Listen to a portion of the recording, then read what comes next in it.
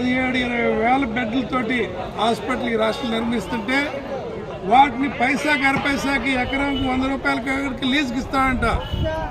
ప్రభుత్వం అంతా కట్టింది, ప్రభుత్వం భూమిలో ప్రభుత్వం కట్టిన హాస్పిటల్స్లో ప్రైవేట్ వాళ్ళకి డబ్బులు లంచాలు తీసుకొని లీజులకి ఇచ్చి వాళ్ళు దోచిపెట్టడానికి, అంటే పేదలకు అందాల్సిన మనం పోయి రేపు మన కోసం కట్టిన హాస్పిటల్లో మనం పోయి ఓపీ ఫీజు కట్టుకోవాలా, వాళ్ళు వేసే ఛార్జీలు అని ఉంటాయి, ఆ రూమ్కి రెంట్ కట్టాలి. అదే అచ్చంగా ప్రైవేట్ వాళ్ళ చేతిలో ఉంటే అన్నీ ఉచితంగా జరుగుతాయి.